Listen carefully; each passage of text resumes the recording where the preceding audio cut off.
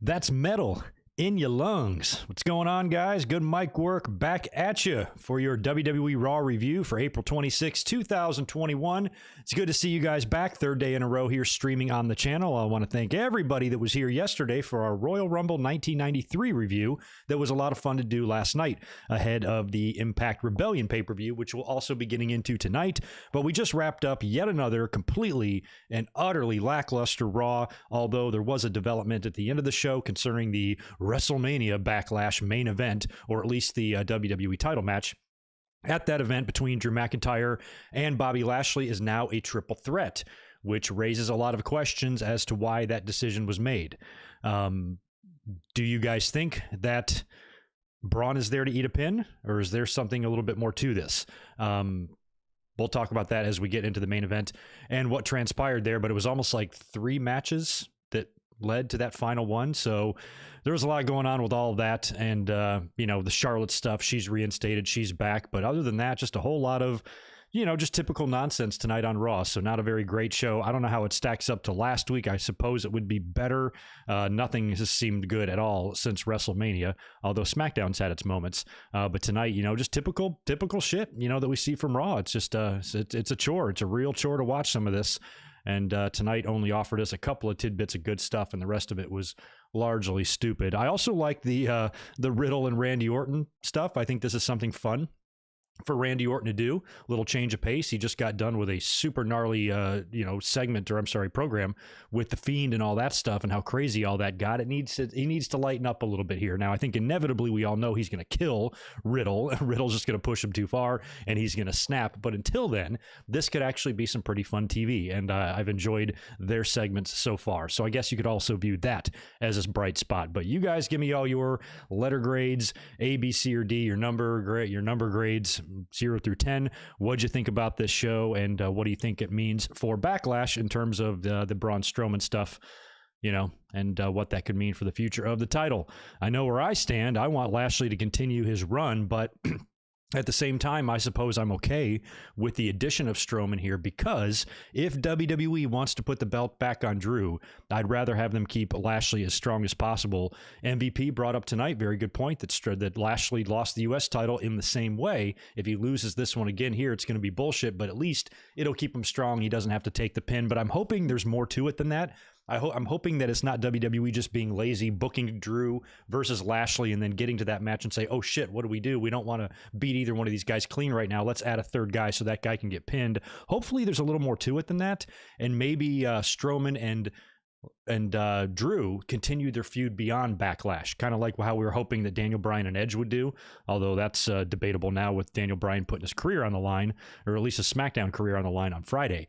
But I'm hoping that what this means is that instead of Strowman just being in this match to eat the pin, which is what everybody's going to like to say, I'm hoping that it goes further than that, and he's actually put there to be in a feud with McIntyre, going beyond Backlash, allowing Lashley to go into SummerSlam as champion, kind of keep Drew busy type of thing with him and Strowman. Maybe they can have a feud similar to what Roman and Strowman did all those years ago. Maybe that can breathe some new life into Strowman, although they did battle here tonight. So I'm kind of hoping that that's what this is more about, and not they're just putting Strowman there so he can get beat and Drew can win the title. Because I just think Lashley, he's been so strong, ever since they began this push 9 months ago or whatever it's been now. I think it's time to continue that. So I'm hoping that he is champion going into SummerSlam, because I think it sets up a lot of good possible matches and stuff. But anyway, there's lots to discuss in terms of that, and we'll figure out what all you guys have to say about it as well as we go through here. And before we get into the Raw stuff as well, I'll let you know about the schedule for this week for the videos. Another 3-day weekend here. We'll be up for the podcast on Saturday. Hopefully I won't lose my notes this time. And then on Sunday, I got a watch-along planned that I need some input on from y'all. Well, let me say hello to people that were already in the chat waiting, and knock out these 2 super chats, and then we'll get into the nonsense here. What's up, Josh and Maka International? Zane G is back with a few comments, and Ryan again, and Melissa, what's up? We also have Divine Ricks with a $5 super chat. What's up, dude? Hey, Greg, I wonder what's going on with AJ Styles and Omos. Haven't seen them since WrestleMania. Plus, RK Bro sounds very interesting. So far, it is pretty interesting. I don't know what's going on with AJ there. I thought originally it had to do with maybe a COVID scare. I don't really know why they have not been on television. I'm sure there's a story out there somewhere. I just haven't chose to look into it. So I'm not sure. You guys might know better than me. I think everybody's okay. AJ might be... Maybe he's a little injured. I don't know. I actually have no idea the story there, but I don't think it's anything too serious, I don't think. But yeah, they've been completely absent since WrestleMania. It feels like WWE in general has been shorthanded since WrestleMania, with a lot of people missing. George Morris is back. I can't wait to read this, man. Thanks for the $5 from you as usual. Hey, Greg, Raw 0 out of 10. Storylines on the Brady Bunch are better than WWE storylines. Enjoyed the Royal Rumble 1993 for you. Review 10 out of 10. Be safe. Thanks, man. Well, at least we got a 10 out of 10. It was fun to talk about that pay-per-view and relive that nonsense from last night, because so many things were so crazy in that show. From Savage trying to pin Yokozuna and Gonzalez wearing the big furry ape outfit, and Bobby Heenan's whack ass pronunciation of narcissist. It was a great show, man. Bob Backlund, little spider monkey, hanging in there for over an hour in the Royal Rumble. Absolute fun. Thanks for being here last night, by the way. Good to see you in here as well. Berserker and Deshaun Robinson in the house. Good to see you, Keith and HTK. And we've got Xavier, Shanus, Atomic, Cody, JL, Martin, Mikey, Nathan. Right on. Cool. All right. Pretty good little group in here thus far. I don't know how many people really watch Raw tonight, so I don't know what kind of an audience we're going to have, because these shows are just getting tougher to watch as usual. But anyway, did you guys catch the Impact Rebellion pay-per-view from last night? I cannot believe the way I've been so involved in YouTube and wrestling over the past several years. I'm surprised I didn't order it last night. I found myself, all the stars aligned. I was off. I had nothing to do. I had no other YouTube videos to work on. We knocked out our, live stream earlier with the review. I could have watched it, but I don't know. It just is as intriguing as the main event sounded, and as good as I knew the match would be with Omega and Swan, and very cool to hear Mauro Ranallo on the call. I don't know. I just couldn't justify paying the $50 to watch an empty arena show. I really struggle watching shows with no fans. It was just impossible to do a year ago. I don't like it, and I just elected not to watch it and not to order it. So, and plus I had no plans to come up and do a review anyway, so I didn't really care. I figured I'd just eyeball social media, hear what everybody else said, and if the match turns out to be awesome, because it was really the only match I was that interested in, maybe Hawkins and Ryder a little bit, but when the main event, the belt thing, when Kenny collecting all these titles is kind of what I was the most interested in, and it was an extremely predictable outcome because of how it's been treated and handled by AEW. They barely mentioned it like once or twice on Dynamite, but they didn't really seem like a company that was really that fearful that they were going to lose their championship to another organization. You kind of pretty much knew all along that Omega is going to beat Rich Swann, so why lay down your $50? You know what I mean? So I chose not to do it. And didn't watch it, but apparently the show got good reviews. Everybody that was tweeting me, a couple of you were DMing me throughout the night and saying, hey, the show is actually really good. There's some good matches on here. I'm really, really happy to hear that, because the more good wrestling exists outside of WWE, the better off we all are. So I like to hear stuff like that. And to those of you who watched the show last night, hope it was good, and I hope it was worth it. And congrats to Kenny. I'm sure he'll be on Dynamite on Wednesday, sporting all that gold, because they just recently unified the Impact and the TNA title, or whatever they did there, with Moose and Rich Swann. So now Kenny's got the 3 belts. I'd love to see him challenge for that NWA title, and if he doesn't already have it at some point. Who has that right now, by the way? Is it still Nick Aldis, or I don't even know where the hell the 10 pounds of gold is. Help me, y'all. But wherever that is, give that one to Kenny as well, and maybe he can be walking around there like a complete obnoxious asshole with all these titles. He's going to have quite the celebration on Wednesday. I hope he adds a 3rd broom girl in his entrance just for fun, just to celebrate. That would be awesome. We'll see what happens on Wednesday. Speaking of Wednesday, too, some news took place today regarding the NHL. Now, it was originally rumored that part of the reason why NXT moved to Tuesdays was because I guess they were thinking NBC Universal was going to strike the deal or acquire the rights to the NHL that was going to put hockey on some of their programming, and Wednesday is a big night for them, and USA Network was probably going to carry some of those games. So they felt like NXT had to get out of the way. Well, apparently Warner or Turner Media or whatever has emerged as the victors here. They've gotten the NHL deal, which now means that the NHL games are going to be on Turner stations, which could be TBS or TNT, most likely actually TNT. So the future of Dynamite on Wednesdays could be a concern unless they air the games on TBS. I would like to hope that the network just has confidence on Dynamite in that time slot. Let that be their night, because as soon as you start moving it around all the time, like Monday Night Raw has always been Monday Night Raw, to their credit. They've never bounced the days where every one of their other shows, how many different nights of the week has SmackDown been on? I think every night of the week except like Wednesday and the weekend. It's been on Tuesdays, it's been on Thursdays, and it's been on Fridays.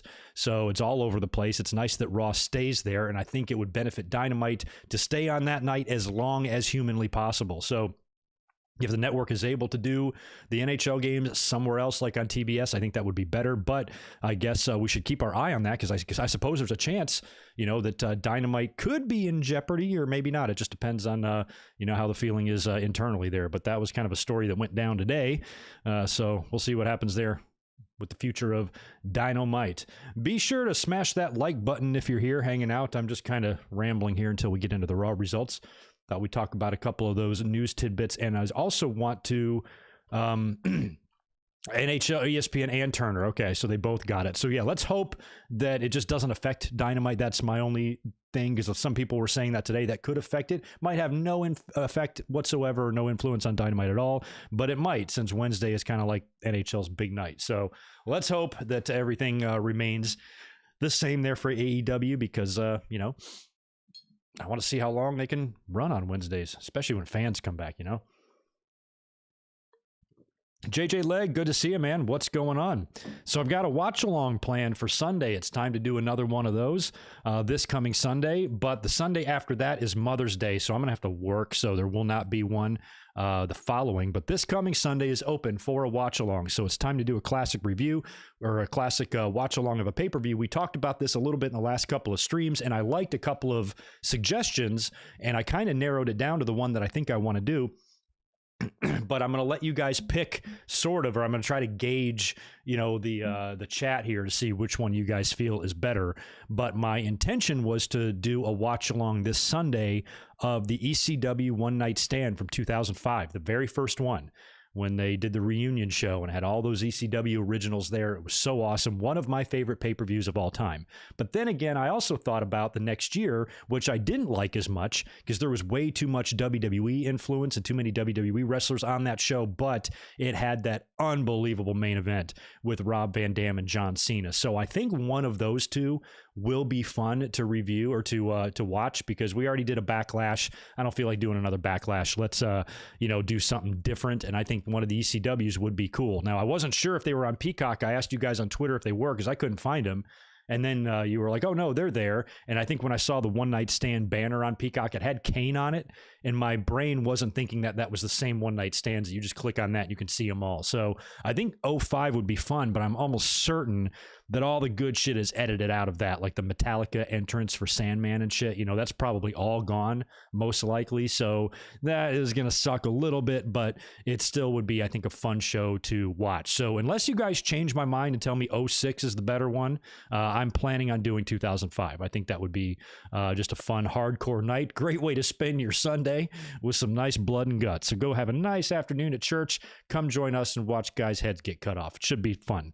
Should be a lot of fun on Sunday. Okay, cool. 05. Enough said.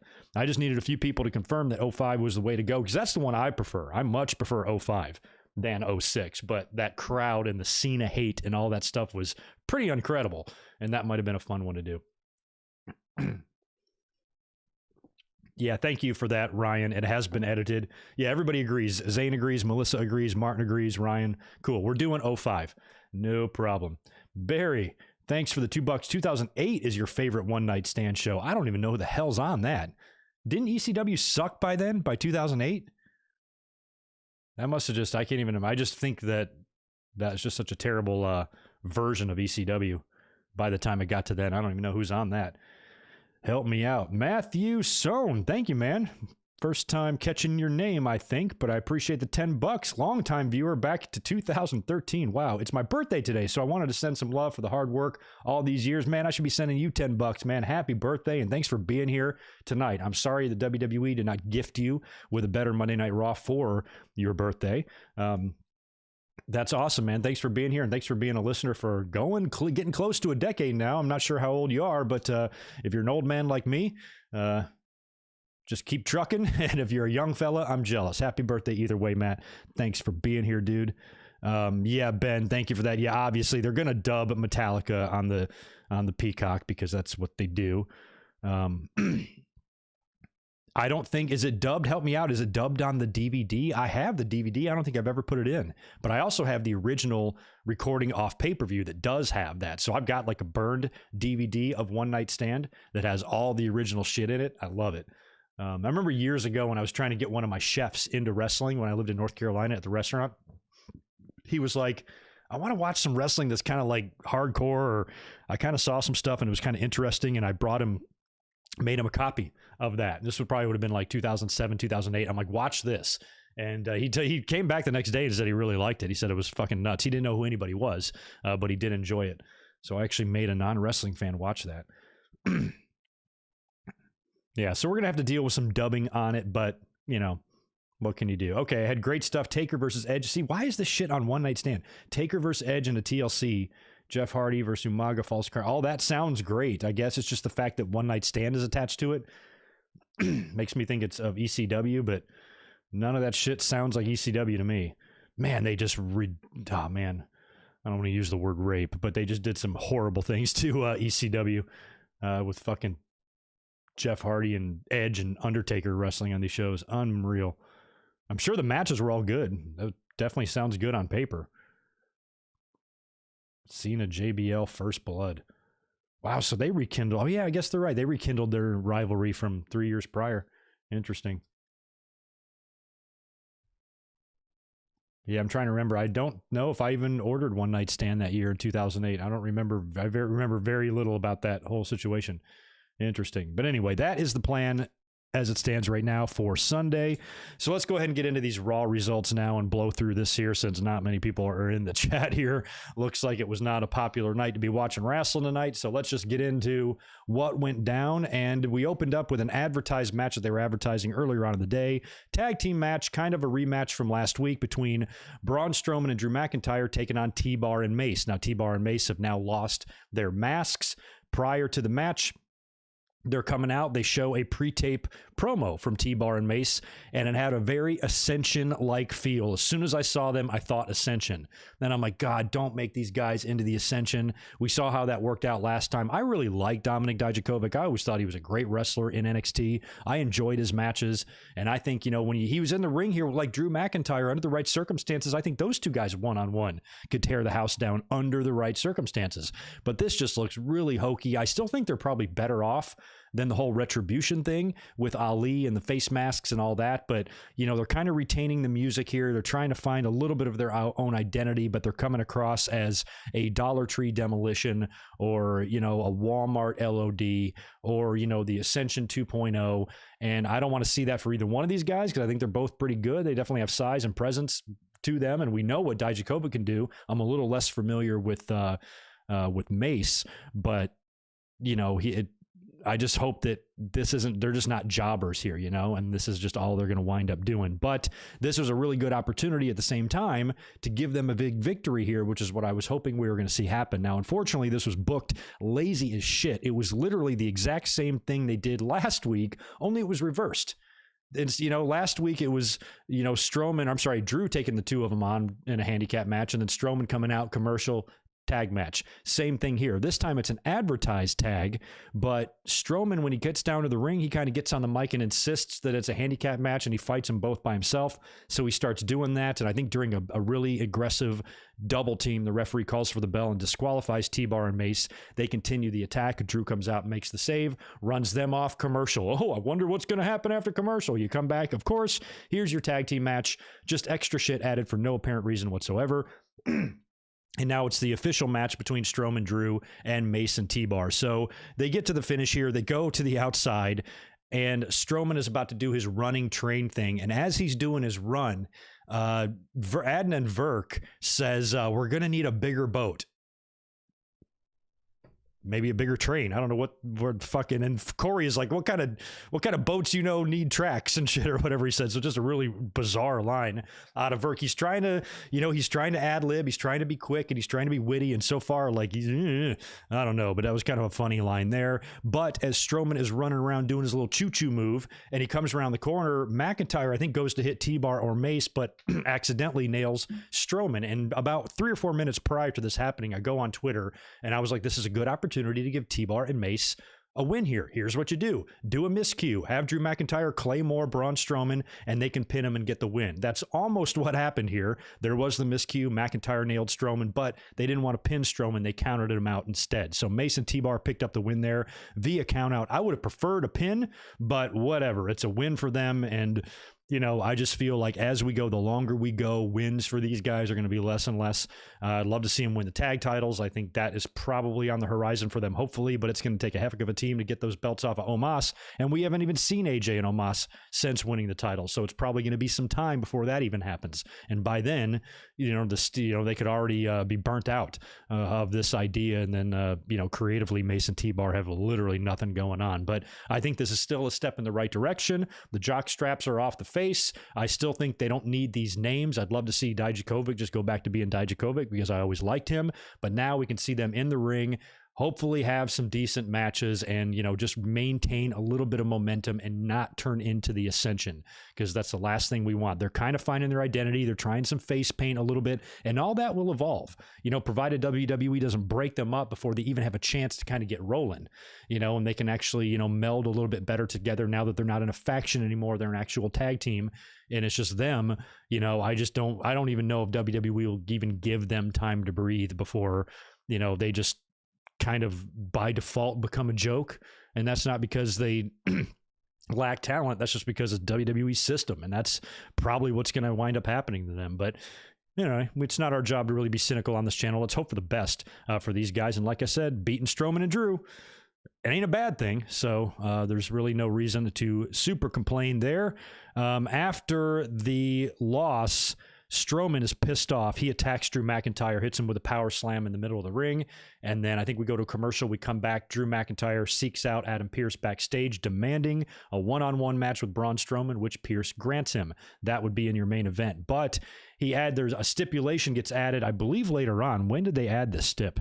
I forgot. I don't know if it was done right there or if it was later, but the stipulation in the McIntyre-Braun match in the main event is that if Braun Strowman wins, he's added to the Drew McIntyre and Bobby Lashley title match at Backlash, making it a triple threat, which is what we talked about earlier. What do you think that means? Is Braun in there to eat the pin, to pass the belt over to Drew without harming Lashley any? Or is McIntyre and Strowman going to continue a feud beyond Backlash and allow Lashley to take on different challengers this summer? That's what I'm hoping this is for, not the other option. So time will tell on that. But in the end, I can't complain about Braun being added to this, because my concern is just for WWE to not fuck up Lashley. They've done a phenomenal job with him since the day that they finally decided, oh, this guy might be a credible fucking champion if we actually pushed him right.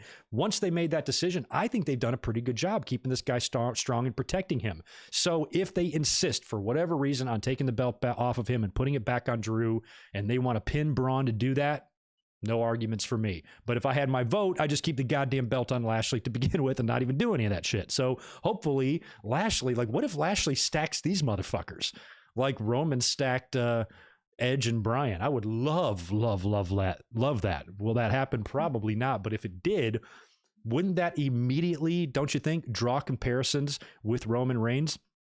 I know we're nowhere near Survivor Series right now, and unless WWE plans on unifying titles again, I don't know how you really get to Roman and Lashley if you could actually do a match there, unless, of course, Roman Reigns drops the belt on Friday and then he jumps to Raw or something. I don't think that's going to happen, but, I suppose it could, unless they do something like moving Roman over to SmackDown, moving Roman over to Raw. I don't know how you really get to that match, but if you did, and you could have a verbal sparring in the ring between Paul Heyman and MVP, I think that would be a lot of fun. Nobody can touch Paul Heyman on the mic, but I think MVP can come close, and he carries himself well, and he does not back down. And, now he might not have the quite the mic ability of Paul Heyman, but he makes up for it in toughness. He could beat the shit out of Paul Heyman if he wanted to.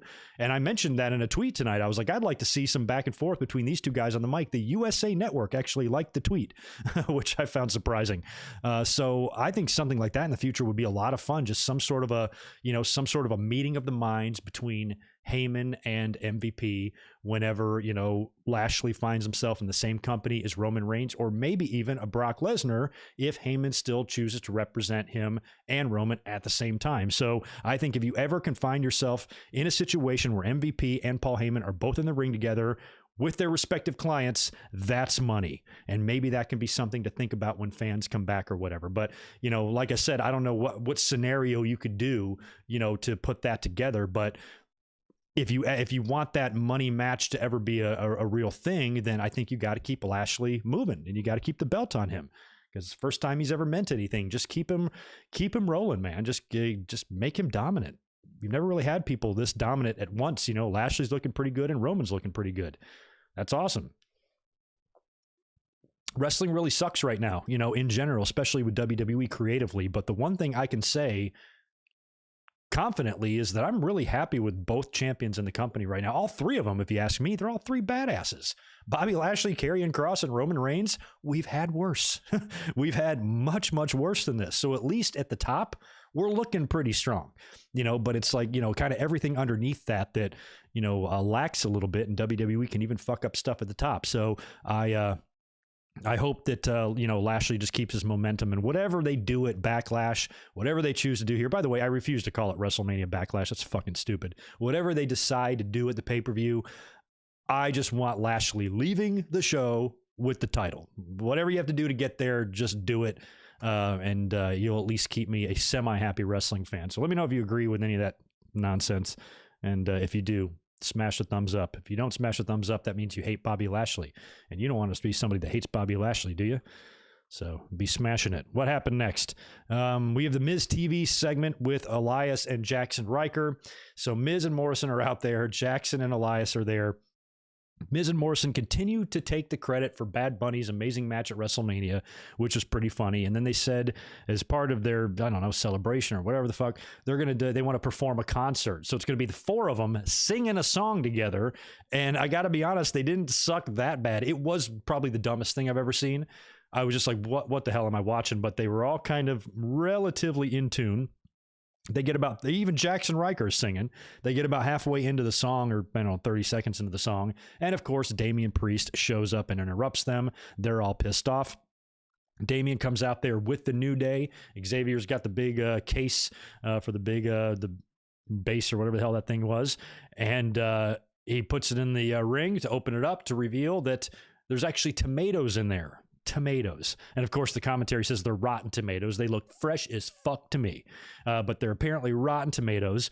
And then they're not gonna score anything on Rotten Tomatoes, or they're making all these silly jokes. And so Priest and New Day are just pelting everybody in the ring with the tomatoes, and they're connecting on a lot of them. I think Morrison took one to the face, or maybe it was Miz. One of them did, and they were landing on a lot of them. There was just tomatoes all in the fucking ring. So that's just what they thought would be good TV, is just throwing tomatoes out there, whatever.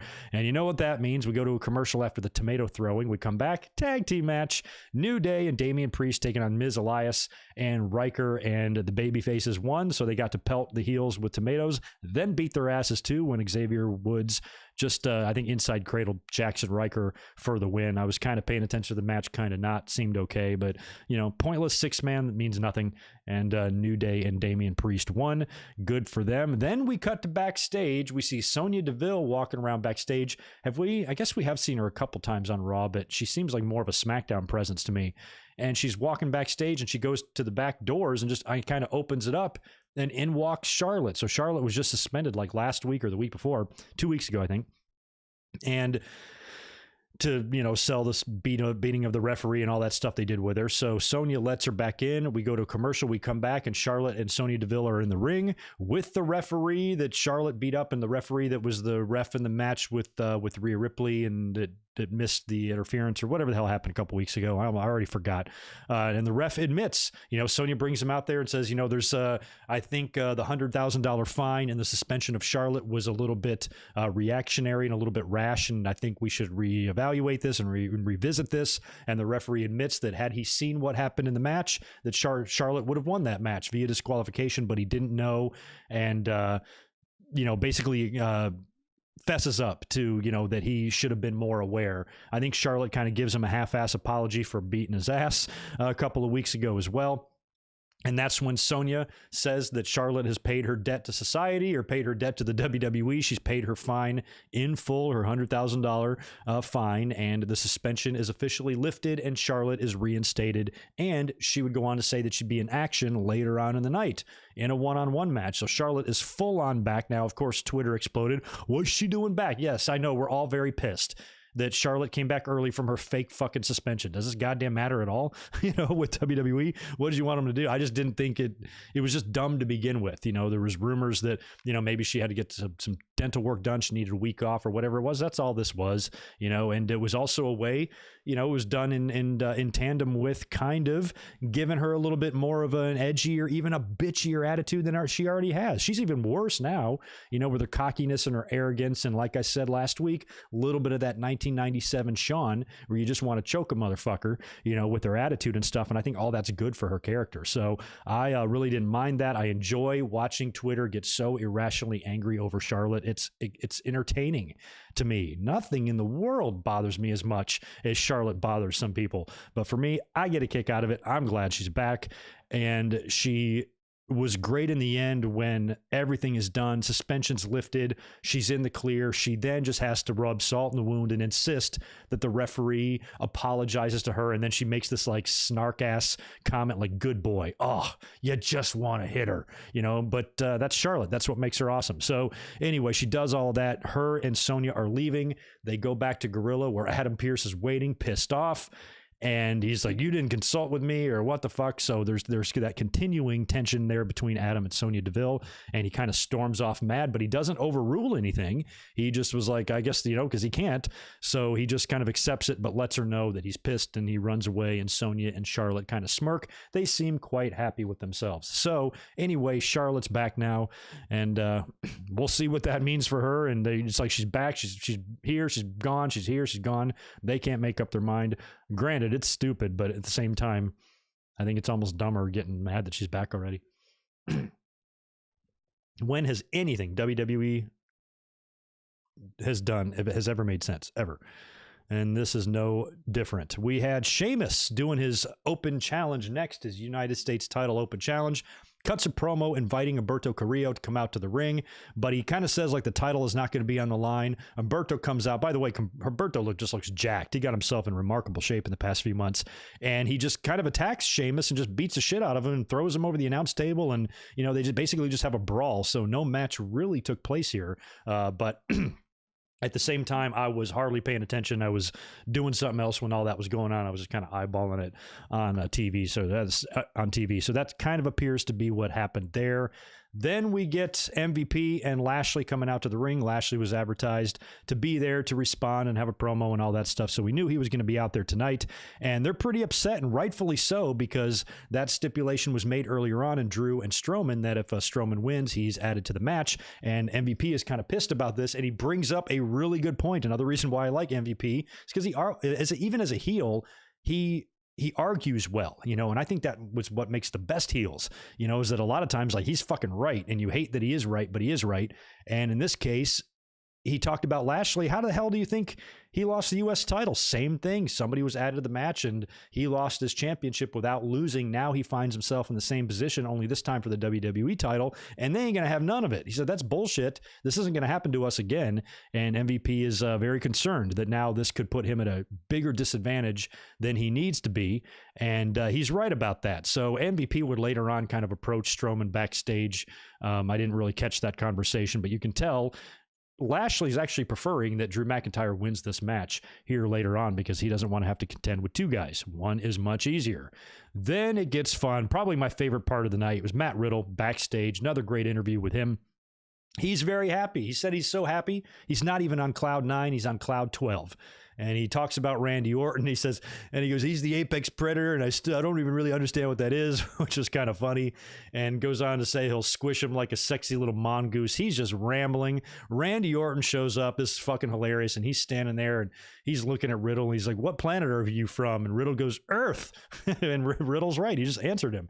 And Orton says, you know, I think you're a fucking goofball and a fucking weirdo, but, you know, last week you earned my respect. You upset me in that match, and you know, basically goes on to say that he will agree to team with him because Riddle proposed that last week. They could be RK Bro and be a great team, and Orton's like, fuck you, how about you meet me in the ring? Riddle scores the upset. Now Randy Orton's warming up to him a little bit, or at least it seems, and he's agreeing to team up with him, and Riddle is overcome with joy and excitement, and he wants to get matching snakeskin Speedos, and he's got, you know, they're going to be RK Bro, and he's got all these plans for the team, and Orton tells him to slow down. Let's just see how things go out there tonight.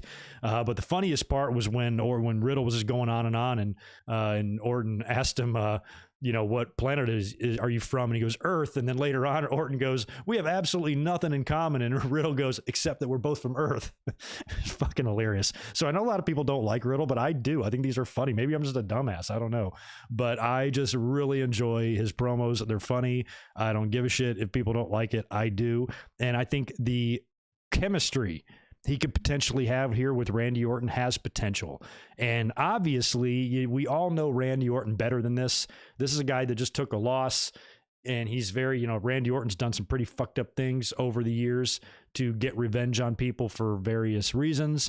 And you got to think at some point, Riddle's just over the topness is going to become too much for Randy Orton to handle, and he's going to snap. Or this is just some long-term plan all along because Riddle's a fucking dumbass. So Orton might be really pissed that Riddle showed him up last week and got the better of him. So he's going to hatch this long drawn out evil scheme to kind of lure him in, only to turn on him or whatever. In the end, I think it's probably going to lead to a program between the two, but you never know.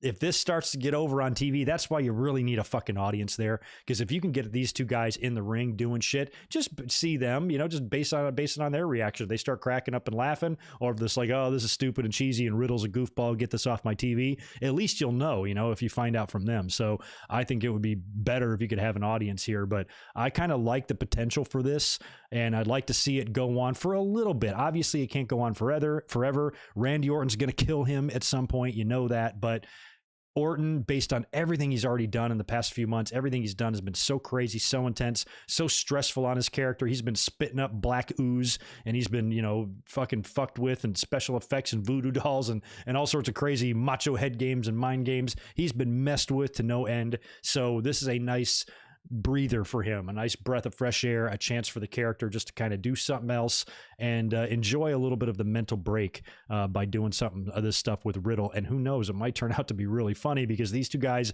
are extremely different. You know, if you got them together, you sit them down at a bar and they're having a beer together, they probably have more in common than you would think, but their characters are night and day, you know, between who Randy Orton is, you know, the apex predator, and he's very kind of deliberate, not only in his matches, but in his promos, where Riddle is all over the place. It's like he's on mushrooms 24/7. I think he has a mushroom tattoo on him, doesn't he? So he's kind of like that, where Orton is more focused. And I think that can make for an interesting pairing, you know, on television, chemistry-wise, if you get them not only in the ring, but in a backstage segment. So we'll see if they do more things with these two guys. They would have a match here in a little bit, with Cedric Alexander and Shelton Benjamin. But before that happened, we had MVP approaching Strowman, like I said earlier, and we had Nia Jax and Shayna Baszler and Reginald backstage. They're talking, and Nia Jax gets flowers delivered to her. She thinks they're from Reginald. Turns out they're from Angel Garza, and he shows up and says, oh, they're for you or whatever, and go get them. I don't even know. He says, I don't know what this is about. So he's sending Nia Jax flowers, and as they're walking away, she passes Mandy Rose and Dana Brooke, and then she just bitch slaps Mandy Rose in the face with the flowers for some reason. So their issue still goes on. After that, we get the Matt Riddle, Randy Orton versus Cedric Alexander and Shelton Benjamin match.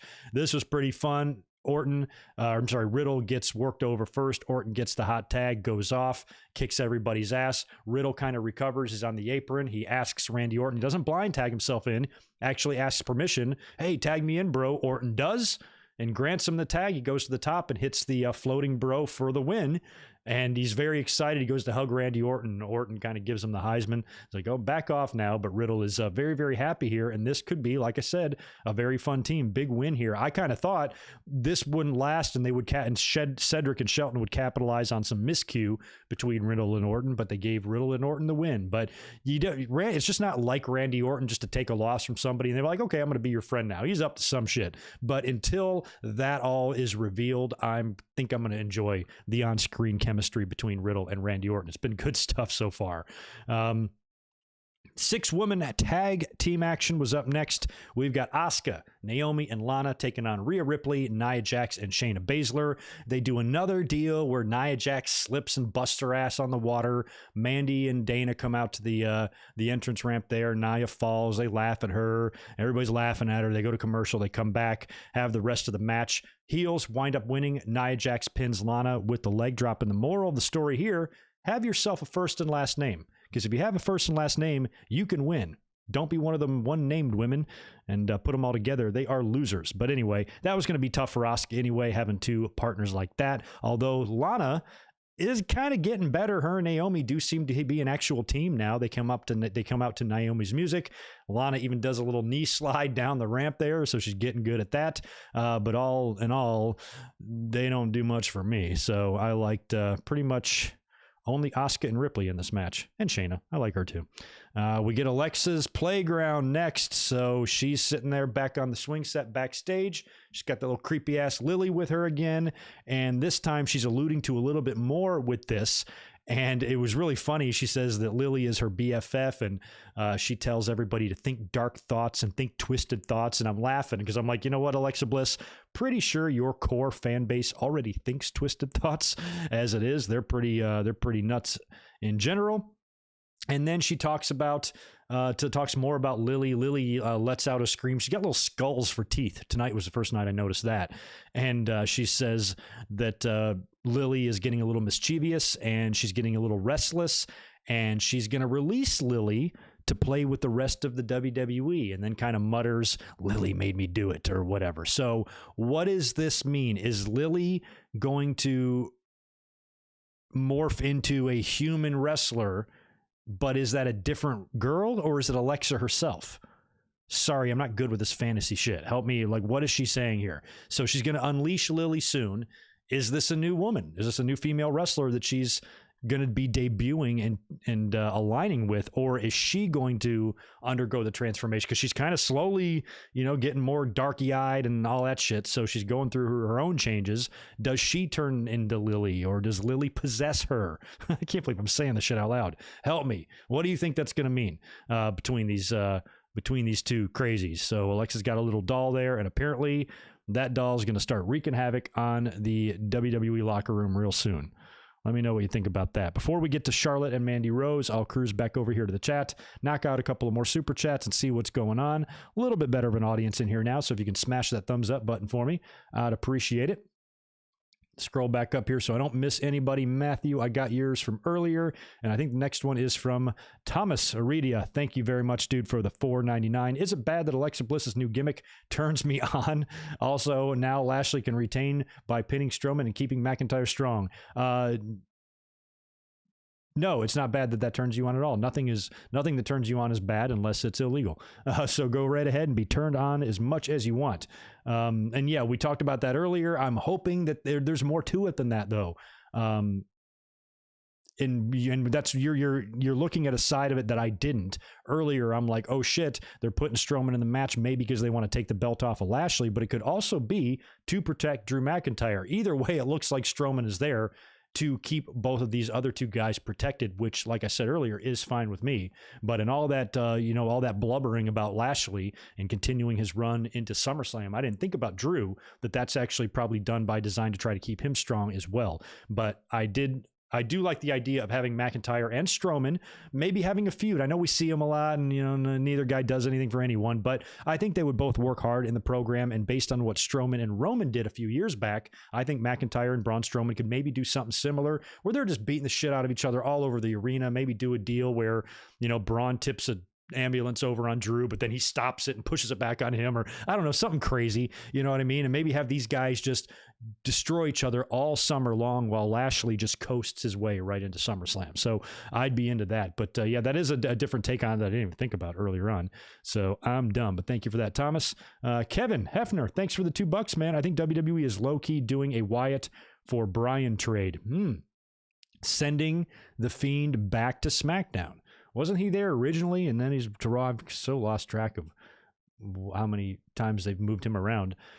That could be it. I mean, Bryan still has a little bit of time left on his WWE contract. So assuming that he is going to lose on Friday, which I don't see any scenario where he wins, he's going to either maybe just be done, or he will be heading over to Monday Night Raw, or even better yet, maybe NXT, maybe go down there, have a match or two. I'd love to see that. But having him come over to Raw and then sending Wyatt there, that could be possible too, if they are doing this thing at WrestleMania with Alexa and Bray, that this is an actual kind of split between the two. It probably would be better off to have them on separate brands, doing their own creepy shit on each one, and then maybe coming back together in the future or something. So I wouldn't be surprised at all. It's an interesting thought. Zane G, appreciate the $2. I made an anonymous donation to the Mongo Fund. Excellent. Good job, man.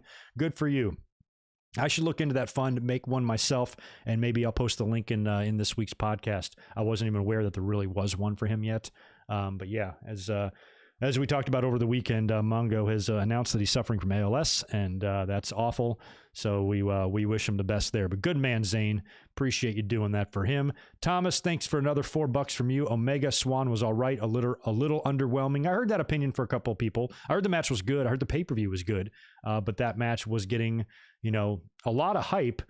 And I think having Mauro Ranallo there really helped it and stuff, gave it like kind of that big match feel. But a couple of botches I heard as well in that match, but that was done to put lots of belts on Kenny Omega, and that was the result they got. So yeah, I guess I'm glad I didn't slap any money down for that one. Yeah. Okay. So it'll be like Alexa will be Lily, like Bray was the Fiend. I gotcha. Yeah, that's what I kind of thought it was too. But then part of me was like, well, maybe they're bringing someone in, But yeah, my first instinct was thinking Lily, she will, morph into Lily or whatever. But I'm not good at this stuff, so I don't know. What's good? What's going on, Charlie? How are you? Good to see you in here. All right, I think I got everybody right on.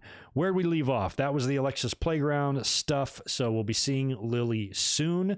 You would think that when she debuts, if she's just going to come out there for a match, or if she's going to make her debut targeting somebody, because as of right now, does Alexa really have a program with anybody? She's going to continue her shit with Randy Orton? Doesn't look like it. So she might have to go after somebody. I'd put the belt on her. I mean, I know a character like this is so crazy you don't need the belt, but sure you do. Give it to her.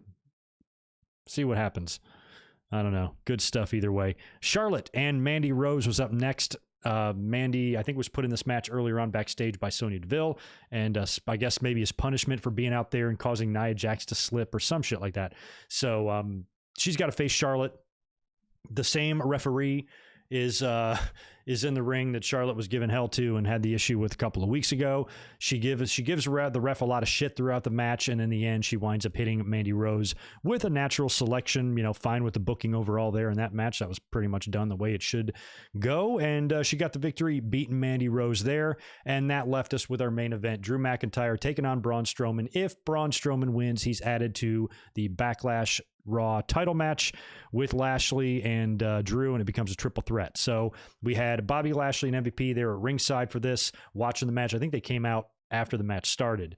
Lashley, the finish sees Lashley trying to interfere. He's kind of worried. He's trying to actually help Drew. He jumps up on the apron to try to interfere, and that's when MVP gets up on the other side when the referee is distracted, and I guess McIntyre is going to hit Strowman. He hits MVP instead, is what it is. And then T-Bar and Mace wind up interfering as well. nailing Drew McIntyre, allowing Strowman, after all the dust settles, to kind of pick up McIntyre in the power slam for the win. So you had a lot of stuff happening. Lashley jumps up on one side, MVP up on the other, and then T-Bar and Mace come in at the very end, and it shows, and it sees Braun Strowman getting the big win here, and pinning Drew McIntyre to be added now to the main event of Backlash. It'll be a triple threat, or maybe it won't be the main event, but the WWE title match anyway is now McIntyre versus Strowman versus Lashley. Lashley has to defend twice. He did not seem too pleased about this at all. And T-Bar and Mace have had, up until now, a pretty good relationship with the Hurt Business. That might be harmed now with them interfering. So it looks like that issue is not over with Drew McIntyre and these guys either, but based on all of the different components here, everything that's going on, I like Thomas's idea earlier. I'd rather see Strowman be added to this match to protect Drew, not so much Lashley, just so Lashley can continue his run, and maybe that's what they're doing here. So I was nervous that this was a sign that they might be moving the title off Lashley, but now I'm starting to think, the more and more I think about it, I think it's going to remain with him, because it should. It really should. And plus, there's so much else that Drew can do now after Backlash with T-Bar, with Mace, with Strowman. There's lots of stuff available for him to do, keep busy. It's not like he won't have anything to do after Backlash. So it's a good opportunity to let him do those things and let Lashley continue to carry the title. Maybe have a new opponent. It's time for a new opponent for Lashley at Money in the Bank, or whatever the fuck. I guess it would be Money in the Bank, right? Forget Drew, forget Strowman. Put Lashley in the ring with somebody else. And, who on Raw could that somebody else even be? He's already faced Riddle and guys like that, a few times. I don't know who would really be a credible guy unless you brought back maybe Keith Lee. Might be kind of fun. Have Keith Lee come back and challenge Lashley. Of course, that means I think Keith Lee will lose, because I think Lashley should continue his run. But it would be fun to see him have a different opponent in Money in the Bank. But in terms of contenders, who would that opponent really be, unless you just made it a random person? For some reason, unless you just gave it to Kofi, or I don't know, Kofi's a bad example, but somebody else. Throw out your suggestions. I don't even know who that could potentially be. But Mike McGee, appreciate the $2 from you. Raw was so boring, I started playing MLB The Show 21. Yeah, it was tough, especially at first when you had those opening tag matches. I was just like, come on. It was like literally the last thing I needed, because it's just so repetitive, and it was literally the reverse. It was literally the reverse of what they did last week with these same guys, with Drew making the save and all that shit, or with Strowman. So they just reversed the whole deal tonight. So a lot of it was just that same rinse and repeat nonsense. But we did get a development in the Backlash match and all that. So do we get a Universal title match at Backlash? I'm hoping we do. I'm hoping it's going to be Cesaro. I'm hoping what happens on Friday is we see Roman Reigns beat Daniel Bryan, however that happens, and that allows Cesaro to get a match at Backlash. I know Seth Rollins is still involved here at some point. He's going to have to face Cesaro again. That could be your Backlash match, but I'd love to see Cesaro get a chance to wrestle for the title. He doesn't have to win. I understand that, but just the fact that he could be in there in a pay-per-view title match with someone like Roman Reigns just would be wonderful. At least that would be a match we know would be great, because as much as I like Lashley and I even like Drew, are we going to get a 5-star classic out of that triple threat? No, we're not. But, with Cesaro and Roman, that could be a phenomenal match. So I just kind of hope we get that at Backlash after whatever happens on Friday. And if Daniel Bryan assumingly does lose on Friday, hopefully that's not the end of him and we see more of him before he officially, kind of hangs it up. Unless he decides to go another year, or maybe wrestle another year, and maybe doesn't count the pandemic. Hey, I'll sign on for one more. But the way it sounded a couple years ago when he resigned, this was going to be his final contract. So we'll see. It's kind of depressing to think that we're getting near the end of Daniel Bryan, most likely anyway, from a wrestling standpoint in WWE and wrestling in general. Kind of a bummer, but we'll know more after Friday. Jose, I'm hoping Lashley is champ at least until SummerSlam. I think there's a big match on the horizon there. Could be with anybody, but he's been pretty dominant and pretty protected even prior to him winning the title up until now. So imagine his momentum by the time you get to SummerSlam if he remains that dominant. I just like to see, just a big money match at SummerSlam. I think there's potential. Lashley versus Sheamus. You mean that for potentially Money in the Bank? Yeah, but just would you do heel and heel? Not that there's a rule against it. You totally could. I mean, I suppose you could see Lashley and MVP maybe make a turn to more face-ish, but I kind of just like their attitude the way it is. I think Sheamus is going to have shit going on with his U.S. title. I feel like he's got his story is completely separate from all of that right now. Plus, he did face Lashley on TV not that long ago. Lashley versus Orton would be good, but again, I think Orton, at least in the near future, has got the Riddle stuff going on. So yeah, you're probably crazy. Curto is probably right. Later on would be a better time to pull the trigger on that one. Randy Orton and Bobby Lashley, because Orton, he had a lot of shots, he had a lot of title matches with Drew here just in recent history. So holding off on that one for a bit is probably the best. Damian Priest, that's another good option there because he's really running his course with this Miz and Morrison shit. I mean, how much longer do we have to deal with this? Bad Bunny's not even there anymore, and we're seeing Damian Priest out there every week fucking with these guys. So at some point, all this nonsense needs to come to an end, and Damian Priest should be moving on to somebody else.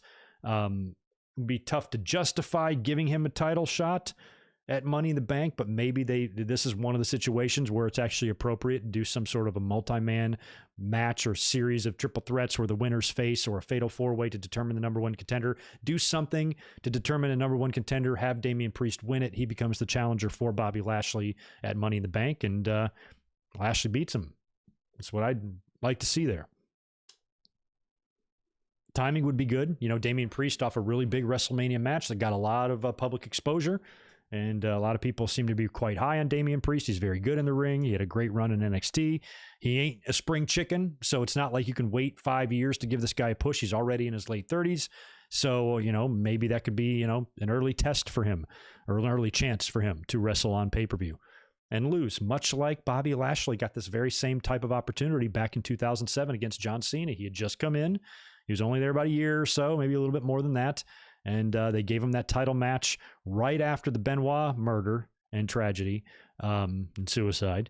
And it was like the first pay-per-view, I think, after that. And it was a pretty good match, and Cena beat him. You know, it was a good test for Lashley, put him on that stage, see what he does in there with the top guy, and have him, you know, put the champ over. Do the same thing with Priest here, you know? So that's a good option as well. I think, we will definitely see Bad Bunny again. Absolutely. Seems like him and WWE, they like each other. Even that shit they did at WrestleMania when they announced his world tour or whatever, with Triple H being a part of that and handing him the thing or whatever. So they seem to like each other.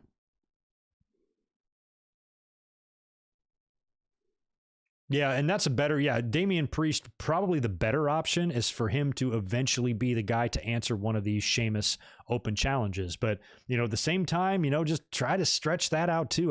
Sheamus just won the title. I don't want to see this happen 3 or 4 weeks later where they do this. You know, maybe just save it, give Sheamus a little bit of a run, and maybe put Damian in a program with someone else in the interim, and then 2 months from now, do the deal. You know, let Damian continue to gain momentum, and Sheamus can work with somebody. And then when that's all over, you know, he's out there with his belt and he's bragging on Raw. Open challenge. I can beat anybody. I've beat everybody that I've challenged. I'm not scared of any of you fuckers. And out comes Damian Priest, and he beats him right there. Ultimate Warrior, Honky Tonk Man, SummerSlam 88 style. Why not? Atomic Cody. I don't like that idea, only because I don't want to see it, but it would make sense. It would be like a full circle storyline type of thing. If McIntyre won the Money in the Bank, cashed in on Lashley, when Lashley was really instrumental in Drew losing the title in a similar fashion when Miz cashed in. So if you kind of got that revenge on Lashley, two can play this game, bitch. I understand that would probably work, but I don't know. We've just already seen, I don't know. I'm just, that would just then continue those two. You know, we've seen a lot of them. Not that that's bad. McIntyre and Lashley here, they could develop themselves a great rivalry that 2 years from now, oh man, that program they had 2 years ago was great, you know? So we're right in the middle of it right now. You know, we could get some more matches, but you know, that's going to carry their issue in. That's going to stretch it out at least the next, 3-4 months. If it turns out to be something like that. Could be though. I don't know. I'm very illiterate and I have no knowledge really of video games, and I don't know why people would be in it as opposed to not. So I would think that Damian Priest would be in the next available game. Why wouldn't he? He's a prominent part of the main roster now. He's on TV every week, but I don't know. I don't know what goes into those decisions. Oh, no. Thank you for reminding me about that, Zane. No, I did not check out the Piper doc, but I am, as soon as I'm done with the stream, I'm going to watch it. I did, however, watch The Miz 24. If you guys have not checked that out on Peacock, it was really good. And I knew it would be. He's had quite the story. If anything, I felt like it could have gone another hour. They omitted a lot of things in there as well that I was expecting them to talk about that they didn't really get into that much in detail. They did nothing with the John Cena stuff, the Nikki Bella and John Cena and Miz and Maurice. They didn't talk about that really at all. A couple other things they didn't mention that surprised me, but it was really heavily focused on his early days, and that's where we remember him from the Real World and Tough Enough bullshit, and then the story of Chris Benoit kicking him out of the locker room, which they talked about. He talked about the Chicken Gate, backstage when he was instructed to leave, and then worked hard for 6-7 months, and then approached the Undertaker and asked permission to come back in. They talked about all that, which was cool, and we give the Miz a lot of shit, but I've never doubted his just ability to go out there and get it. He's made himself. He decided to, be this over the top charismatic fucking weirdo on the Real World, and, just kind of developed that and got better at it throughout the years and made a great living for himself. And now he's got a reality show, multi-time champion, former 2-time champion, main event WrestleMania. He's everywhere. So he's got a drive and a work ethic to him that he basically made his own way, even though he struggled to be accepted by the majority of the locker room and by myself. I was one of those fans when he came in. I'm like, fuck this Real World guy. And I remember once he got to like the ECW roster and I watched him wrestle a little bit, I was like, okay, I hadn't seen him wrestle. I didn't see any of his OVW shit or wherever he was. I didn't really see him in the ring moving around until ECW. I just remember I'm on that Diva Search stuff and all that. I just thought he was obnoxious. So when I finally saw him in the ring, I'm like, you know what? He's not half bad. He seems like a guy who's got some pretty decent moves for somebody that we're expecting is just this, celebrity using the WWE as a stepping stone type of guy, which is what they talked about on the documentary. So it was all really good. And it makes you, appreciate the Miz a little bit more. They had his parents on there and his dad is so fucking awesome. So Miz has got an interesting story. He's really made his way, talked about how he met Maurice and, the proposal and how their family became a deal and what a perfect match they are. It was all just really well done. So if you have not seen the Miz documentary, check it out. It's really good. And tonight I plan on checking out the Piper A&E bio. And then next week on A&E is Randy Savage. So that one comes out next week and that'll be good. We'll be doing the watch along when that airs, but DVR it, watch it later. Jeff Hardy and Lashley, no, poor Jeff. He'd get crushed. Oh, no shit, Sonny. See, I don't know anything about this. Okay, so Sonny Man is saying Priest was supposed to be in this year's video game, but he was removed to make room for all of the different Triple H models. For real? Who makes that decision?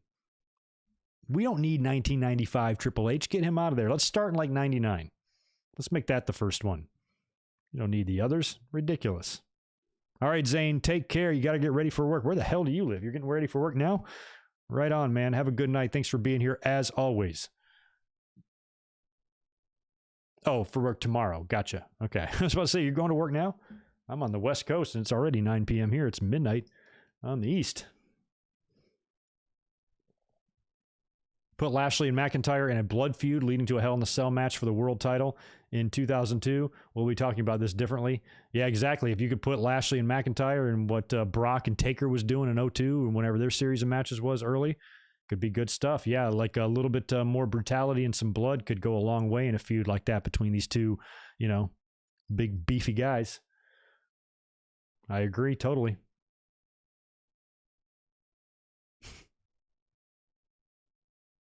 Oh, you're joking?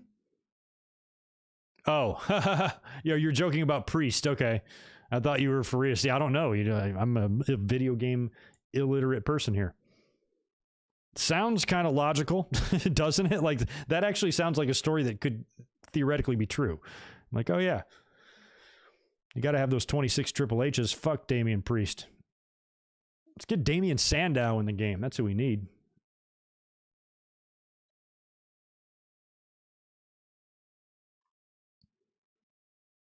Yeah, and when it comes to, and that's another thing you got to think about too with Money in the Bank. I really want WWE to just do the Money in the Bank right this time. Last year it was so whack at the headquarters and all that. They're definitely not going to do that again this time. And Otis winning it and going it to the Miz. You know, you've got two extremely strong champions right now, Roman Reigns and Bobby Lashley. Neither one of these guys I personally am in any hurry to see get beat. But if you find yourself in a situation where you don't want to beat them, but you also want to get the belt off of them, Money in the Bank is a great way to do that instead of scheduling fucking triple threats so they can lose it that way. Money in the Bank would be good, especially, you know, if that person has got some size and stature to them, they come out and beat one of these guys, would be a good way to beat Roman or Lashley for that matter. I mean, I'd love to see Brock turn up. You know, I think he would just be better for with an audience, but you know, just have Brock turn up and win the Money in the Bank. Now he's got the briefcase. And think about that. I know fans are like, oh no, boo Brock, but think about it. If Brock won the briefcase, it's a huge match no matter who he picks. No matter who he picks, Roman or Lashley, that's some serious shit. And think of the dynamic. Think about Brock with the briefcase. Imagine Brock comes back, doesn't tell Paul Heyman, comes out, wins it on his own. And then Paul Heyman's got to play his magic and do his Paul Heyman thing to try to keep Brock on his side and try to convince him to go after Lashley. You know, I mean, I've always had your back. You've always been my number one. You know, you should join us, go after Lashley, win that title, join up with us. Remember when we talked about that before? The two-man power trip, doing that with Brock and Roman, each with a belt, both being represented by Paul Heyman. I'd love to see that shit. So if Brock Lesnar came out and won the Money in the Bank briefcase, no complaints from good mic work. Twitter would catch fire. Fans would be pulling out their hair and eating their own eyeballs, but I wouldn't. I think it would be awesome. And I think it would set up two really good potential matches somewhere, sometime down the line. But then again, Brock Lesnar is the caliber of star that you don't necessarily need to waste the briefcase on him. He could just come back in and get a title shot without the case. So you can make that argument. And if that's the case, you know, think about who the best person would be. Somebody like Kevin Owens, I think, would be perfect to win the Money in the Bank briefcase. Perfect. Especially think of that full circle moment if Kevin Owens is able to cash in on Roman Reigns after all of their matches they had a few months back. Roman Reigns surviving by the skin of his goddamn dick every time. And here, Owens, you know, he gets screwed over time and time again. Now he makes his own luck, wins the Money in the Bank, comes out, takes advantage of Roman Reigns, wins the title. I'd love that. If you remember, isn't Roman Reigns who he beat? Or no, maybe not. He didn't pin him. Or maybe he did. Who did Kevin Owens pin when he won the Universal title in 2016? Triple H hit the ring. He pedigreed Roman on the outside of the ring. And then I think he pedigreed. So it must have been Seth. Then I think he hit Seth. But when he helped Kevin Owens win, like that's the last time this guy's really touched gold. So aside from maybe Brock, I think Kevin Owens would be the first guy on my list because of the story he could tell if he chose Roman as the guy to cash in on. It would be a perfect opportunity for him to, you know, say, hey, now how does it feel to get fucked over? How does it feel to lose the belt when you know you shouldn't have, you know? What goes around comes around. I've always said that. So I like that idea.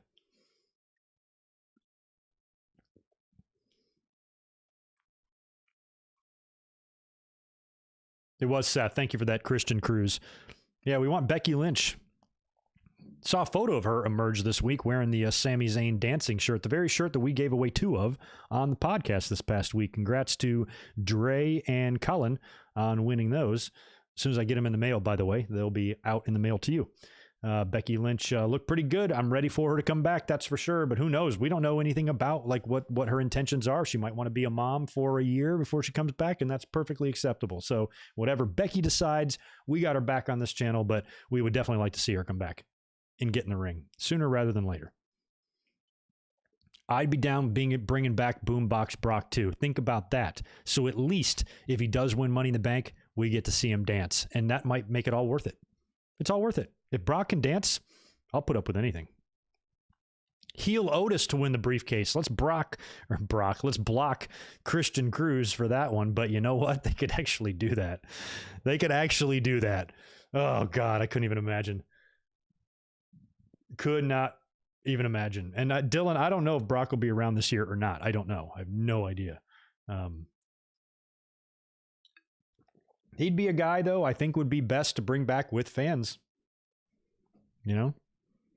Maybe he can turn, maybe, you know how Roman Reigns returned at SummerSlam last year? Maybe Brock returns this year. They're going to have fans at SummerSlam. I think that's going to be our next event with an audience. So Brock could come out and attack someone or do whatever. Yeah, that could happen.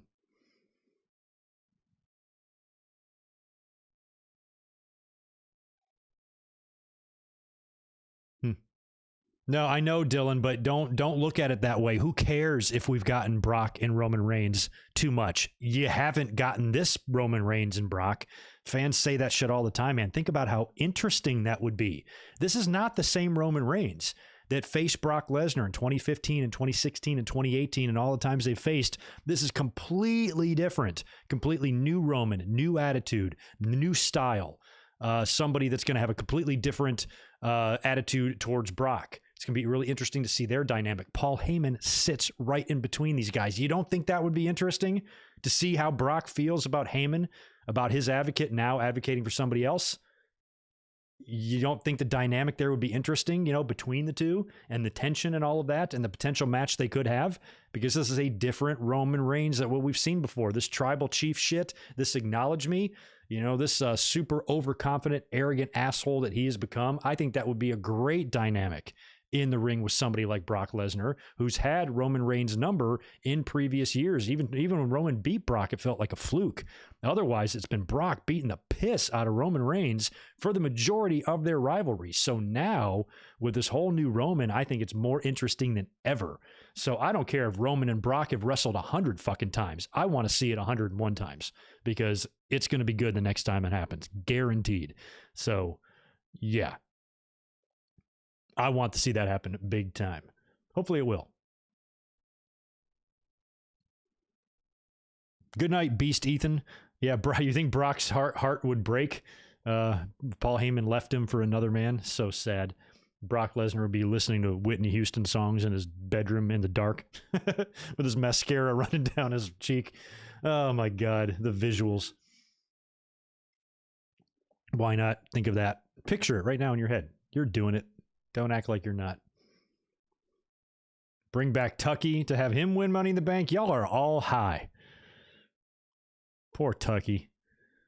Poor Tucky. By the way, today is the anniversary of the Unforgiven pay-per-view in 1998, the very first Inferno match. I was there in Greensboro. I put up a tweet about that. I got a like from Mark Merrow and Ken Shamrock because I met them both prior to the show. We met them at a barbecue restaurant. Sable was with Mark Merrow and Shamrock was with them. They were eating. They were coming out as we were going in. We stayed outside and talked to him. And I had previously met Mark Merrow backstage at a WWE show 2 years before this with my dad. And I talked to him and I mentioned that, and he remembered me. Not only did he remember my name, he remembered my dad's name. And I'll never forget that about Mark Merrow. I'm like, holy shit. And he's like, yeah, your dad, Jim, right? And I'm like, yeah, that is his name. He completely remembered me. And I thought that was absolutely crazy. The 2 years had passed since then. And he remembered who I was. So we met them before the show. It was such a fun show because it was the first ever Inferno match. WWE was right off the heels of that big ratings victory over WCW the first time in 83 weeks. And they had Dude Love and Austin headlining that show. China was in a shark cage, bending the bars. Ric Flair was rumored to be circling the building because he was on the outs with WCW and they wanted to bring him in there in Greensboro, but contractually they weren't sure if they were able to do it. And there was all these rumors that he was kind of in the neighborhood, ready to appear at a moment's notice, but they never got him to come in there. It was a really fun, interesting show. Remember it like it was yesterday, and it was 23 years ago today. So maybe we'll do a watch along or a review of that. I did a review of Unforgiven 99, which I was also at, but I've never done a review of Unforgiven 98. So maybe we'll get that done. Today would have been a good day for that, but didn't think about it. Anywho. Oh man, I almost read that heel Otis stuff twice.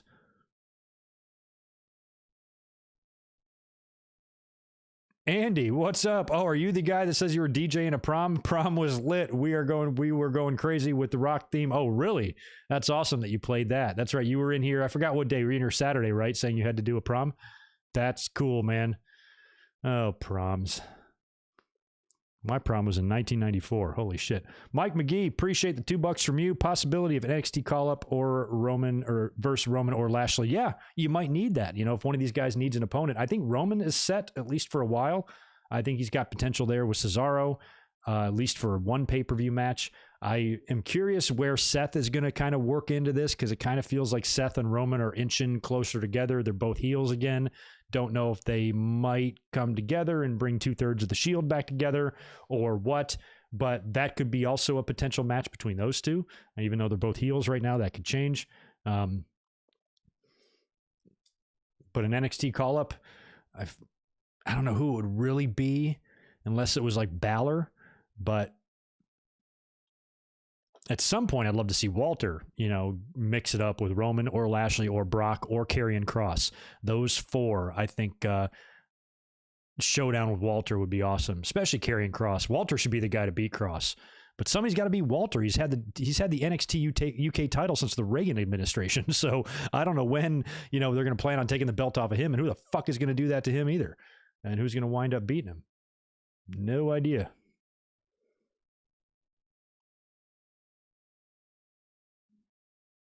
Bad boy, name one wrestler and I'll donate you $3. Derek Jeter. $3, please.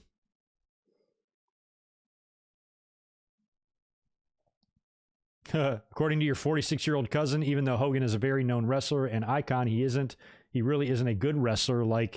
He isn't really a good wrestler. He is like John Cena, big name, but not really good wrestling ability. According to your 46-year-old cousin, that's usually the general overall thought, but that's also a short-sighted thought and kind of a broad stroke thought too when it comes to those two guys, because Cena is nominated for Match of the Year every single year he was a wrestler, and he won Match of the Year a lot of those. So how bad can you really suck? And Hogan, Hogan kind of stuck with what worked. All he needed was the 3 bunches, the big boot, and the leg drop. That shit was over like Rover. All he had to do was pose and do the ear thing and punch motherfuckers. There's no reason for him to do a moonsault. He couldn't, but even if he could, there'd be no reason for him to do it. But there were times when Hogan could turn it up. Watch his matches in Japan. Hogan does not play any fucking games in Japan. He turns it on, and he can. Batista was a lot like that too. Like, you felt like Batista never really did a whole lot for me in the ring in terms of his in-ring work, never really stood out or impressed me that much. But every now and then, in a match with The Undertaker or Cena or somebody like that, he could just turn it up. And I'm like, I love this guy, and Hogan was a lot like that too. And in the right situation, he could, he's had matches in Japan with Stan Hansen and Great Muta and others that have been super good. And he's put more wrestling ability on display in front of different audiences and different atmospheres and environments. But back in his heyday at WWE, you didn't need much for these morons. You just fucking kick him guy and boot him and do this and something, brother. And they ate it up. So it's not entirely true, but that's not entirely false either, what he is saying. But I've always defended John Cena's ring ability. He ain't no Shawn Michaels. He's not Bret Hart. He's not Eddie Guerrero. He's not Kurt Angle. He's John Cena. And he made his own way. And yeah, I know you can hear him calling spots from the other side of the fucking moon, but the guy can still have so many good matches with so many different size guys. The matches he's had with Shawn Michaels, AJ Styles, Umaga, Edge. You think about even Batista he had some good matches with. The dude works different, but he can work. It's like how how Vince McMahon is the most uncoordinated, stumbling, bumbling, blind fucking bat you've ever seen in the ring. Doesn't look like he knows what he's doing. He's got spaghetti legs. He's wobbling all around. Doesn't know how to sell. Doesn't know how to fall. Doesn't know how to do anything. But somehow this fool manages to have great matches. Great match with Hogan. Great match with Shawn at WrestleMania. Great match with Austin when he Peter Panned off the cage and broke his back in 16 places. The dude gets it done, even though he doesn't know what he's doing. Cena is kind of like that he's not really a lot of his movements in the ring are really unconventional. Nobody really moves quite like Cena does, but he can still make it work for him when he wants to, and he's still been able to have really, really good matches. And I think fans need to stop being so kind of close-minded on what constitutes good in-ring work, and what really applies there. As long as you can have a good match, tell a story, and keep the fans on the edge of your seat, you're doing your job. You don't have to be as crisp and tight as Dean Malenko and Eddie Guerrero and Benoit and guys like that. All you got to do is tell a story. And if you can keep the fans interested, invested, and take them on that ride, you're succeeding at your job. It's not just so one-dimensional, you know what I mean? And Cena and Hogan have that ability to wrestle well when they want to. Cena even more so than Hogan. Cena is far better, I think, in the ring than Hogan, but Hogan would do stuff sometimes that would surprise you. I ain't gonna lie. So don't judge a book by its cover all the time, is all I'm saying. JJ Leg, appreciate the $5 from you. Recently got my first full-time job, and it's looking good for me to be in Dallas for Mania next year. Hope everything is back to normal by then. I do too. We will plan some sort of a meetup at WrestleMania. I know I'm probably going to have some plans to do something with some other YouTubers if they're all going, but I will definitely be available to do some hangouts, meet at a bar, do some fun stuff for WrestleMania. The plan is for myself to be there as well. And the year after that, it's right here up the road in LA. It's going to be very easy for me. So y'all should get a chance to see me at the next 2 WrestleManias for those who are planning on going. So I'll keep my fingers crossed that your job works out well, JJ, and you can join us next year in Tejas. Congratulations too, by the way. Yeah, of course, Joe Shipley's right. Wrestling's a business about making money. Hogan made money. The reason he was able to do that shit for so long, I mean, although he did kill his hips to shit with all those leg drops, he didn't have to kill his body. He didn't have to do what Foley did. Hulk Hogan didn't need to have 37 concussions in his first year. He definitely got banged up. He definitely, broke some bones and got a lot of bruises, and his body paid the price. But at the same time, his longevity was due to, the style that he worked. And he was able to make money doing very little. And to me, that's not a knock. That's actually something to admire. I'm no Hogan fan, but the fact that he was able to make that much money, millions upon millions of dollars, be a household name by literally doing nothing in the ring, it's pretty impressive. Pretty impressive. Anyway, I tell you what, in San Diego, it never rains. It is pouring down rain. I can hear it on the roof right now. Awesome. I like rainy nights. All right, I think I'm going to be getting out of here in a minute.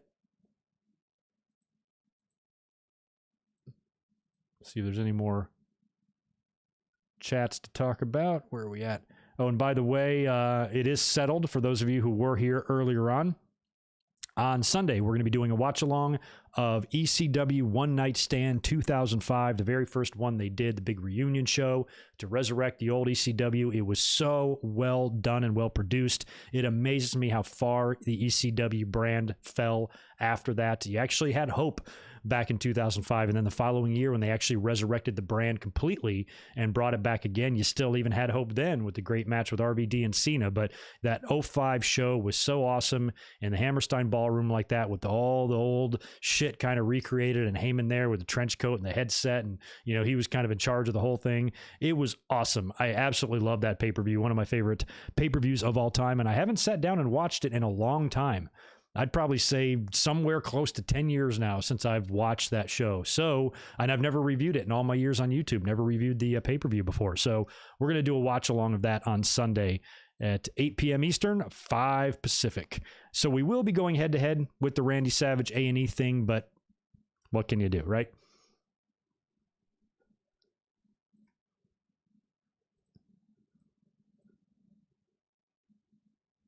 There you are again, Andy. Appreciate the $2 from you. Say Miz is one of the best champs of all time, or I cry. One of the best champs of all time? I don't know if I can do that. Man, Andy, I don't want to make you cry. Okay, just for you, Miz is one of the best champs of all time.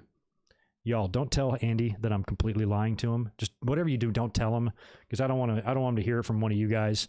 If he finds out, he can contact me. I'll talk to him about it privately, but I don't want him to know that I'm completely full of shit and I think Miz sucks a bag of dicks. Don't tell him that, please. I'm kidding. I love the Miz, especially after watching that doc last night. Good stuff. Nice. Well, I appreciate that, Dylan. This is your first time with ever being here? Holy crap, you've been missing out, man. We've been up here for years. I'm glad you're sticking around. Thanks for subscribing, and I'm sure we will see you again. I know, Wilson Pena. I'm curious how much of Joey Styles' commentary remains intact. It probably all will. He had a big problem, and Joey Styles was just fiercely loyal, to the ECW brand. Why, I don't know, but he thought Mike Awesome was a scumbag for what he did back then when he took the deal and he was ECW champion and he signed on for $1 million from WCW and took the money and kind of sold out type of deal. But it was a little bit worse than other talents doing it because, he was an active champion in a company and that sort of thing. So that was a blow to ECW, but they really landed on their feet there. That was a brilliant thing they did, bringing in Taz, who had left ECW on good terms. And WWE's always had an arrangement with an agreement with the ECW. They've worked together. there. They send Taz down there, give us really our first ever. I think there's only 2 or 3 instances of a WCW wrestler, contacted wrestler, facing a WWE contracted wrestler. There was another one with, I want to say it was Sean Waltman and somebody in WWE. I forgot who was like 1, 2, 3 Kid, and somebody at the Brian Pillman Memorial Show. I forgot what that was. And there was maybe one other one, but it's really, really, really rare. So that was one of the only times that it ever really fucking happened. Oh yeah, no problem. I put you over. Absolutely.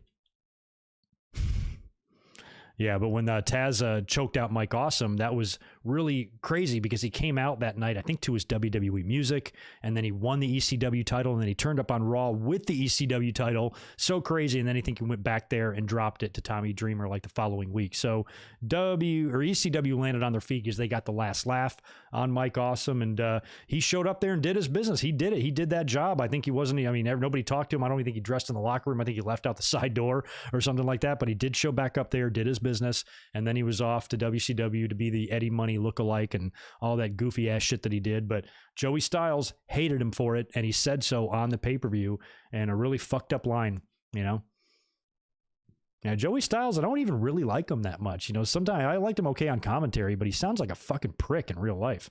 I do love the story of him knocking out JBL. I'll always cut him some slack just based on that alone. But other than that, he's just a fucking loudmouth motherfucker. Say Bailey is hot or I cry. I will not let you cry, Barry. Of course, Bailey is hot. She's got a pretty good looking sister too.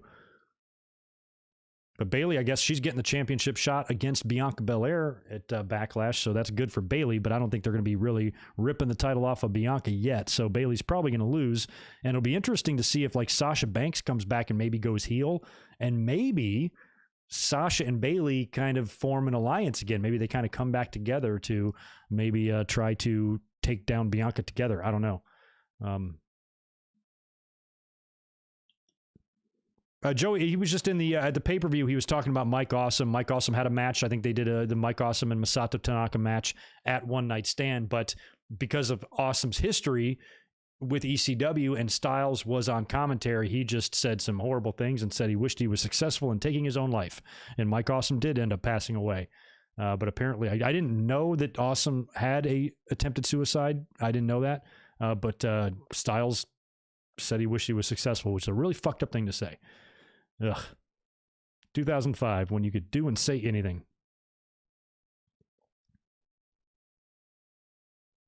Okay, it was SmackDown. Yeah, I don't remember specifically. I just remember him showing up on TV with the belt. That's right, he faced Triple H. Yeah, and of course, that WWE wasn't going to let that opportunity pass them by to do another champ versus champ match. And of course, I wonder who won that. Yeah, and then after that, he went back and dropped it to Dreamer, right? Who then, I think, in turn dropped it to Raven. Is that how that went down? Yeah, then they got Raven back after that. So, or no, maybe it wasn't Raven. That was something else. That was previously. I don't remember what the hell happened to Dreamer. No, I guess that was the same situation. Yeah, that was the same situation.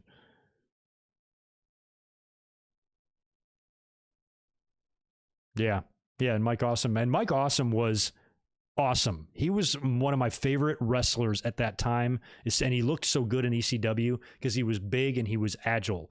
And you think about guys that you see now on the roster, think about Mike Awesome.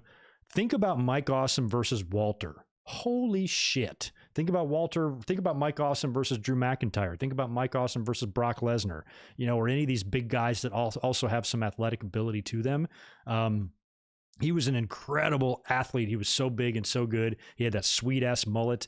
And for a guy that had the size, he didn't quite have the height of maybe like a Sid, but he was close to the size. And he had, just amazing agility. I thought he could have been world champion in either one of the companies. But once WCW got a hold of him, by that point, it was the Russo and Ferrara era. So of course they got to make everybody a fucking goofball. And then he had the deal with the, what was it, like the big girls and or whatever he did, you know? So it was just a joke. When if they just would have put him in there with like some of their good wrestlers and had him have some good championship matches, dude could have been all right. And then of course he came over. He was one of the first guys to turn up in the invasion of the WCW buyout, and he was in WWE from then on. And I think by the time they got to One Night Stand, he was already out of the company, but they brought him back in for this. They brought a lot of guys in for this for one night shots.